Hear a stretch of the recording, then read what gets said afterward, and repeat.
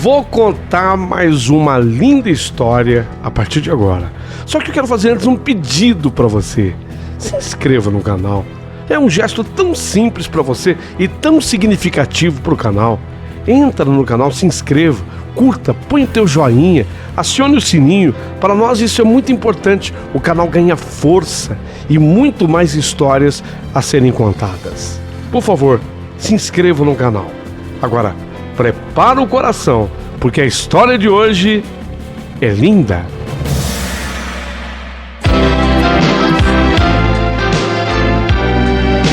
Rádio Emoção. Paulinho, boa pessoa. A verdade de cada um.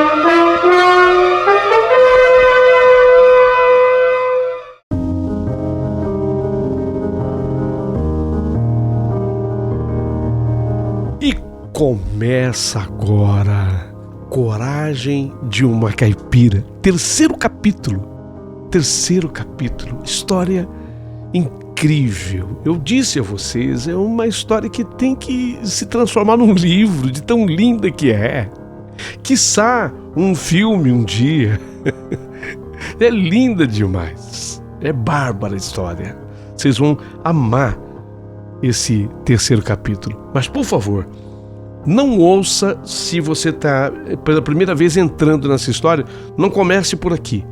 Está aqui no canal a primeira parte dessa história e a segunda parte dessa história. Primeiro ouça a primeira e a segunda parte, para que na sequência você ouça a terceira parte. Aí você vai entender por completo essa história linda e imperdível. Ok? Tudo preparado? Tudo pronto? Pessoa, vamos começar. Porém, antes, pessoa, Deus a fez com perfeição, inteligência, simpatia, o teu carisma. Pessoa, você pode ser o que você quiser ser. Ora, então seja gentil. Eu sei que você acha bonito quando você vê alguém ajudando alguém. Faça isso, copie esse gesto e você verá que a pessoa mais ajudada dessa história acaba sendo você. Viu, pessoa? E se sobrar gentileza, ajude o nosso canal. Você considera o canal importante? Então manda um valeu pra gente. Tão simples. Há um ícone criado pelo YouTube, é um coração, e dentro dele um cifrão. Todos os geradores de conteúdos deveriam divulgá-lo. Eu o faço, com muito carinho, porque o canal precisa crescer, se expandir, ter um estúdio próprio, contratar mais gente. Então contribua, colabore, mande o seu valeu demais. Você vai encontrar o ícone, clicou ali no coração com o cifrão dentro, é a doação feita por amor e com amor. Ajude da forma que você melhor puder, ok? Então vamos ao terceiro capítulo dessa história linda.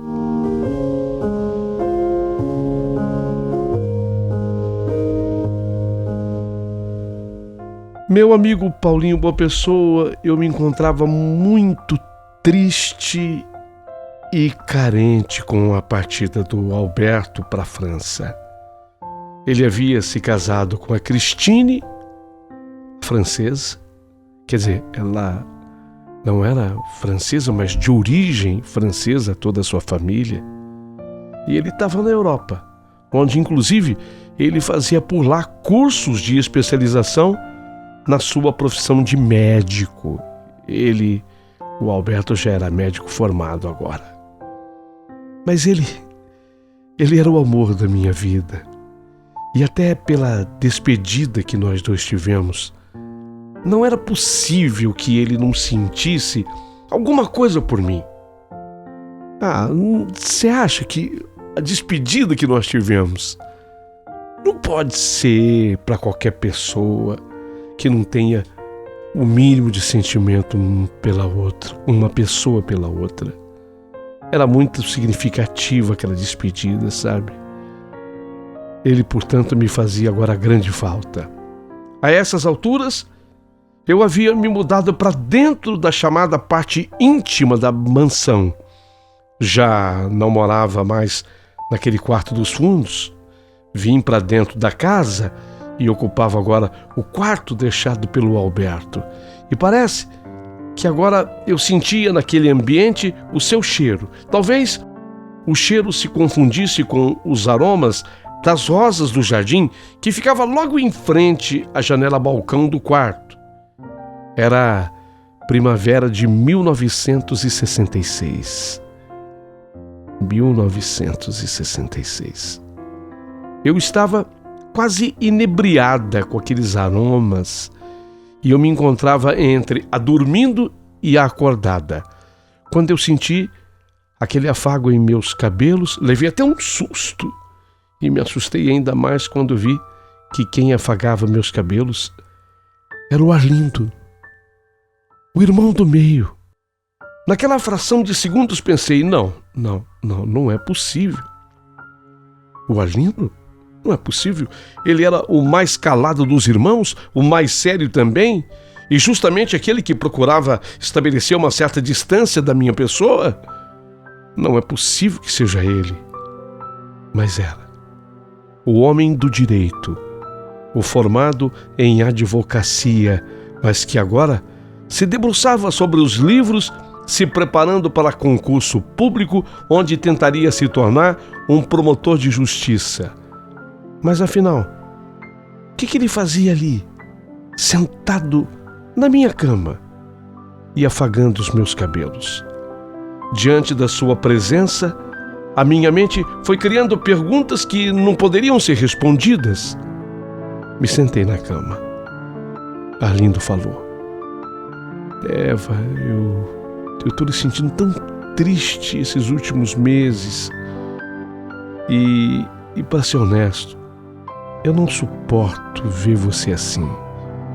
Talvez você não tenha percebido. É que eu sou assim. Eu puxei muito ao meu avô, o pai do meu pai. Ele era muito reservado. Mas eu sempre gostei de você, Eva. E não é pouco, não. Eu sempre gostei de você e gostei muito. Era uma confissão de amor. Uma confissão que, sinceramente, eu não esperava. Eu fui totalmente pega de surpresa. Mas não se esqueçam, eu estava carente, muito carente. E foi justamente por isso que eu aceitei e permiti ser abraçada por Arlindo. Enquanto ainda permanecíamos sentados na cama, que agora era de casal, eu ia falar para ele do quanto eu estava surpreendida por tudo o que acabara de ouvir dele, da voz dele. Mas como a adivinhar, Arlindo prosseguiu, me cortando praticamente. Eva, nesses anos todos que eu a admiro, e a admiro pela sua força, sabe? Admiro pela sua coragem. Você acredita, Eva, que eu me lembro do seu primeiro dia aqui em casa? Você tinha acabado de chegar da viagem com a minha mãe. E aí você começou a acender todas as bocas do fogão a gás que você nem conhecia.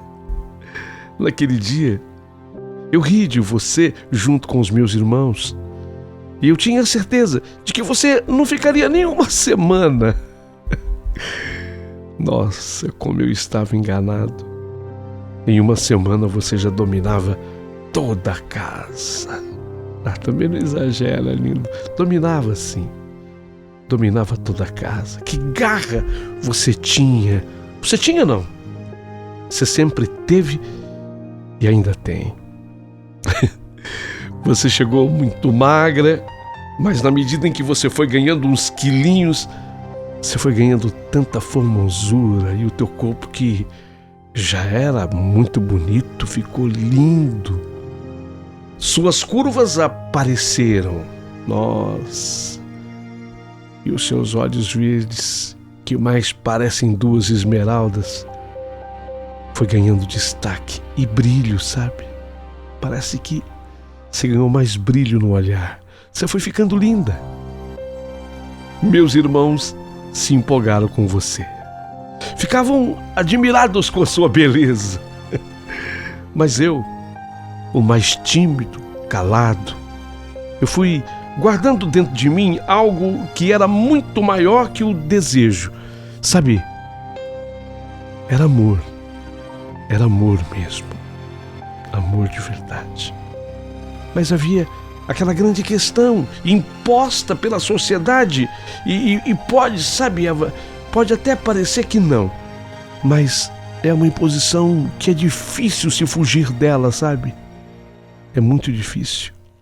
Você fazia parte da criadagem da casa.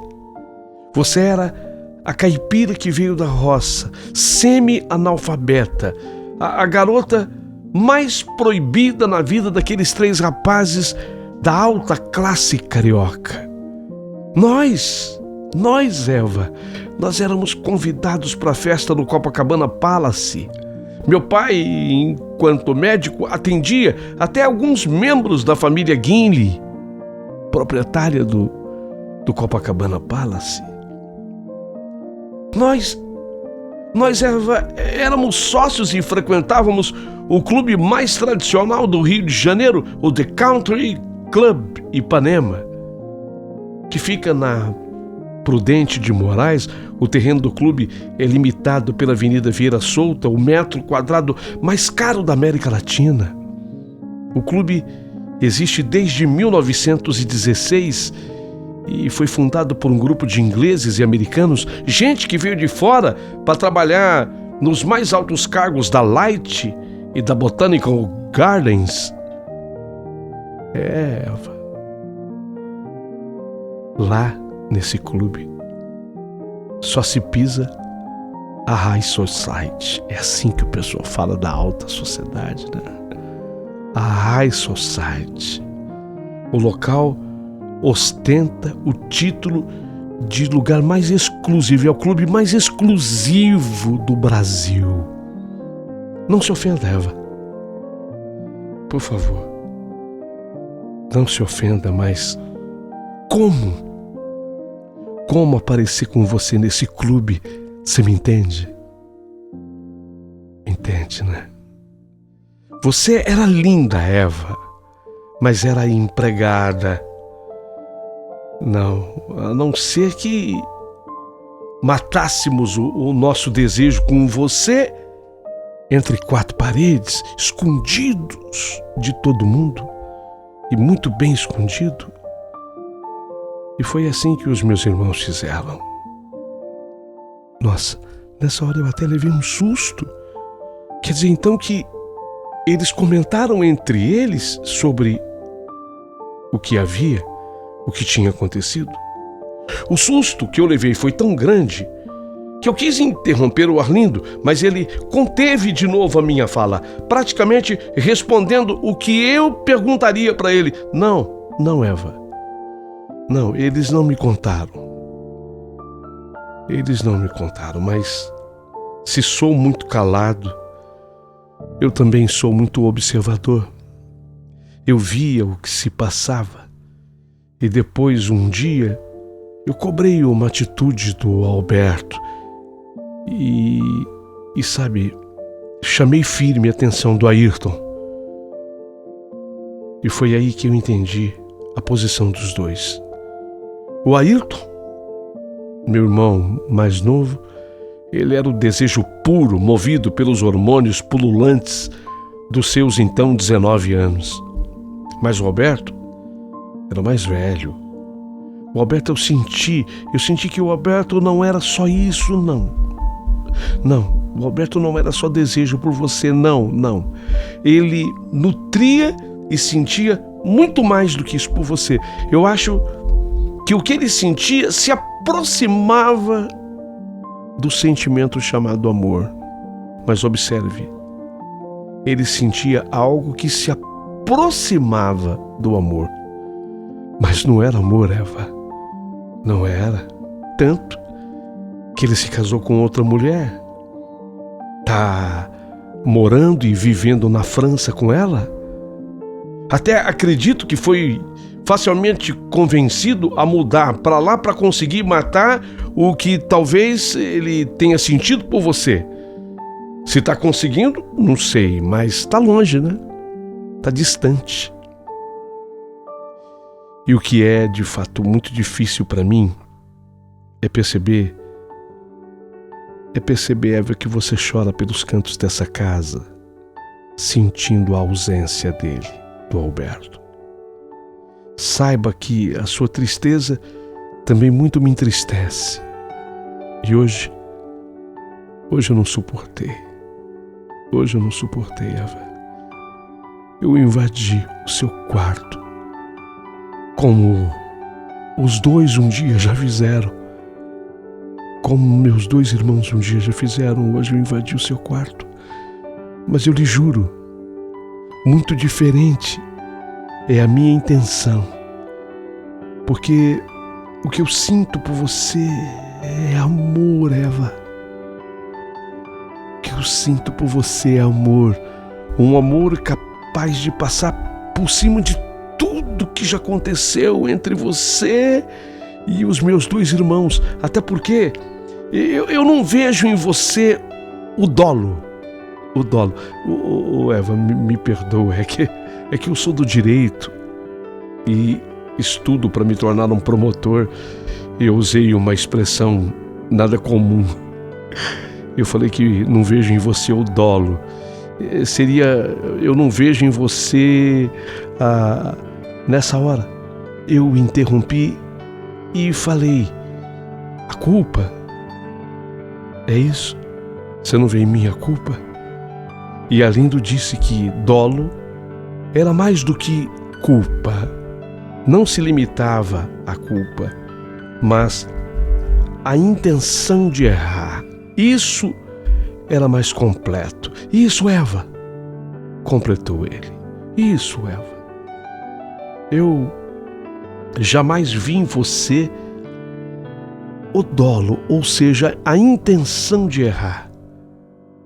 Então, eu ignoro tudo que possa lhe haver acontecido e, ainda que tenha sido com os meus 2 irmãos, eu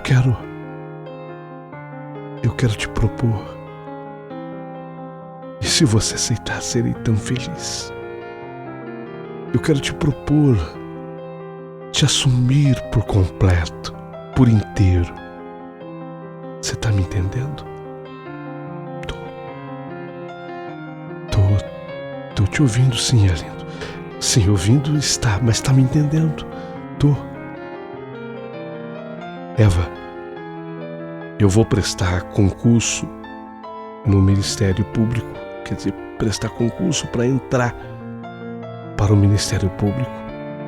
Eu pretendo passar, sabe? Tô me dedicando demais. Tô estudando muito. Muito dificilmente, se eu passar, eu serei escalado para a cidade do Rio de Janeiro. Normalmente, eles nos enviam para alguma cidade do interior do estado. E se você vier comigo, se você estiver comigo, tudo vai ser tão mais fácil.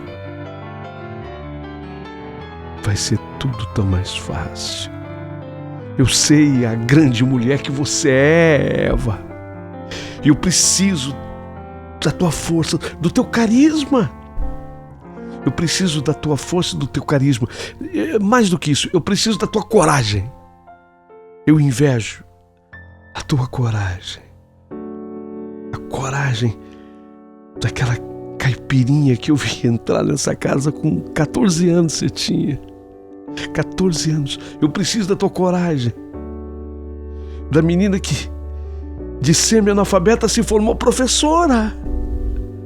Você se formou professora, Eva, por seus méritos. Linda, tua mãe me ajudou muito. Sim, reconheço, é verdade. Mas os méritos são todos seus. Olha, Eva, eu sou um homem moderno. Eu não vou impedir você de trabalhar como você gosta de fazer. Mas sabe, você agora vai trabalhar na sua profissão. Você vai ser o que você estudou para ser, professora. E eu quero que você venha comigo, esteja comigo. Eu quero te assumir. Se aceita. Mas Arlindo, tudo isso é muito novo para mim. Eu fui totalmente pega de surpresa. E depois você tem uma namorada, a Francine. Eva, eu não estou aqui para brincadeira. Se você disser que você vai embora comigo, eu termino tudo com ela. Agora, hoje. Não tem por que eu continuar o noivado com a Francine, já que eu amo outra mulher. Arlindo, calma, pera. Eu vou precisar de um tempo, Arlindo. É muita informação para mim. É tudo muito repentino, você me entende? Tudo muito surpreendente para mim. Entendo, sim. Eu sei, Eva. Você terá esse tempo. Mas como você é muito prática e rápida em tudo que você faz, por favor, não se demore a tomar a decisão. Por favor. Aquele era o fim da nossa conversa, minha e dele. Arlindo ainda tentou me beijar antes de sair. Do quarto não, antes dele sair da cama onde estávamos sentados. Mas eu pedi desculpas a ele. Não podia beijá-lo. E eu nem me sentia preparada para isso. Não. Por favor. Agora não. Quando ele saiu do meu quarto, eu senti que eu precisava sair à varanda para tomar um ar. A primavera de 1966 no Rio estava bastante quente, abafada até. No que eu ganhei a varanda através da janela balcão, eu vi no portão da mansão o Agostinho. O Agostinho estava do lado de fora da mansão, na calçada, em frente ao portão. E eu sabia o que ele tinha vindo fazer.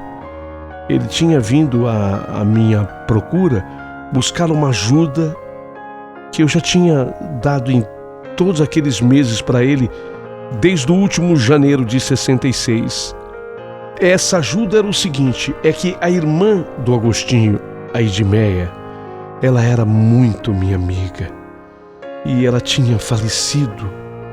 Explicando melhor, é que aquele era, sem dúvida, um ano muito diferente para o Rio de Janeiro. 1966. O Rio tinha sofrido um grande golpe. Na madrugada de segunda-feira do dia 10 de janeiro daquele ano, de repente, começou um grande volume de chuva cair sobre a cidade do Rio e caiu de maneira impetuosa. Cidade inteira.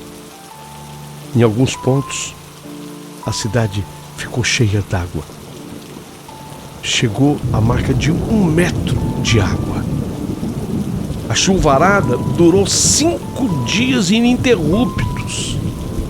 Janeiro de 66. 5 dias de chuva sem parar, atingindo mais de 60% de todos os bairros cariocas. E eu tinha perdido essa colega, a Edmeia, que havia se formado normalista junto comigo.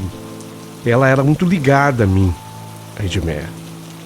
E eu ainda chorava sua inesperada morte, que ocorreu após a sua casa ser soterrada por um deslizamento de barreira. Ao todo, no Rio de Janeiro, mais de 250 pessoas tiveram o mesmo fim da Edmeia, morreram. Mais de 250 pessoas, 50 mil desabrigados. A cidade do Rio ficou isolada por dias a fio, porque as barreiras caíram nas principais estradas. A família dela, que sobreviveu, ainda estava morando no complexo esportivo do Maracanã. Não tinha para onde aquele pessoal ir. Então o pessoal a maioria, acabaram morando em vários lugares, em vários logradouros públicos do Rio, mas especialmente o Complexo Esportivo do Maracanã recebeu muita gente. E a família da falecida Edmeia estava todinha lá no Maracanã. E o Agostinho, o irmão dela, vinha sempre buscar uma ajuda na mansão. Eu já estava devidamente autorizada pela dona Adele a fazer as doações. Quando o vi no portão da mansão naquela noite, eu corri para atendê-lo. Eu tinha separado uns mantimentos e eu fui apanhar os sacos das Casas Guanabara para levar até o portão onde ele estava e ficou me esperando. Mas justamente nessa hora, o Arlindo viu o movimento e como ele entendeu que era muita coisa para o rapaz levar nas mãos, e lá da Tijuca até o Maracanã, ele se ofereceu para levar tudo de carro. O Arlindo tinha um Carmanguia do ano de 1966. O carro era lindo, era vermelho e o teto do carro era todo branco. Era a coisa mais linda do mundo esse Carmanguia. Nossa, era longe, sabe? A distância da Tijuca até o Maracanã era de uns 17 quilômetros, uma meia hora de carro, e já era tarde, ainda mais para aquela época. Bem, então fomos os três no Carmanguia, o Arlindo dirigindo, o Agostinho no banco de trás, que era bem menor o banco de trás, né? Eu no banco do carona na frente. No Maracanã, o rapaz todo agradecido desceu do carro, aquela apertadinha atrás, desceu. E na hora do agradecimento ele exagerou. Ele olhou para mim e falou: "Obrigado, Eva, você é uma santa." Ele me chamou de santa, o Agostinho. Eu dei uma risadinha e falei que ele não exagerasse, porque eu de santa não tinha nada. Enquanto isso, o Arlindo ria na direção do carro. Ele foi embora, o Arlindo saiu com o Carmanguia e depois de uns 2 quarteirões, ele parou o carro, o Arlindo parou o carro e me falou: "Eu quero provar agora o beijo dessa santa. Agora." Eu estava pronta para negar mais uma vez. Só que, ao falar, o Arlindo fez o movimento de enlaçar o meu pescoço, me puxando para junto dele e me beijou. Sim, dá para dizer que foi um beijo roubado. Mas a verdade foi que eu não chamei a polícia. Se ele era um ladrão de beijo, eu não chamei a polícia. Era uma noite quente da primavera carioca, abafada até por demais, e ele tocou para a Avenida Beira-Mar. Foi até a Praia da Barra, que aquelas horas já estava completamente deserta. Em 1966, a violência do Rio era zero. Tinha batedor de carteira, mas durante o dia. Mas a violência do Rio em 66 era zero. Lá, na Praia da Barra, ele me convidou a descer do Carmanguia. Ele queria que eu fosse dar um passeio pela areia da praia com ele. Só então pudemos ver em todo o seu esplendor a beleza de uma lua cheia que clareava a quebrada das ondas. Deixamos para trás, primeiro, os nossos sapatos, molhando o nosso pé naquela água que combinava com o calor daquela noite. E lá, mais um beijo sob o luar se deu. Desta vez, o beijo já não foi tão roubado assim. Ele se desculpou pedindo que eu olhasse para a lua. E enquanto eu olhava a lua, eu fechei os olhos e ele abriu a boca. Depois, mais uma linda declaração de amor de Arlindo para mim. Sim, é verdade. Eu tinha para onde correr, praticamente toda a imensidão da praia a meu favor, mas eu não queria correr. Fiquei imóvel como a gazela já abocanhada por um leão. Eu não tinha mais o que fazer, a não ser respirar mais um pouco daquele ar puro, porque eu não sabia depois quando teria de volta o ar. Poderia perder o fôlego, como de fato perdi. Especialmente quando ele enfiou a mão debaixo da minha saia que estava esvoaçante, e me despiu da peça mais íntima que se perdeu, carregada pelas ondas. E aí eu me senti lambida por uma crista d'água mais afoita. Fechei os olhos de novo e me entreguei. Confesso que nunca me senti amada daquele tanto, daquele jeito e daquela forma. Eu digo uma coisa: eu desejo que toda mulher um dia experimente as sensações, as delícias provadas por mim naquele intervalo de um instante. Tudo que eu vivi naqueles momentos. Quando eu e o Arlindo voltamos para casa, já era madrugada. E veja o que é a vida. Observe o que é a vida. No dia seguinte, eu amanheci risonha, com gosto de quero mais. Será que depois de todo aquele tempo, nós, 8 anos depois, cheguei naquela casa em 1958.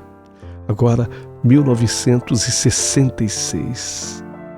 Será que depois de todo aquele tempo que eu tinha descoberto, encontrado o irmão que seria meu para sempre?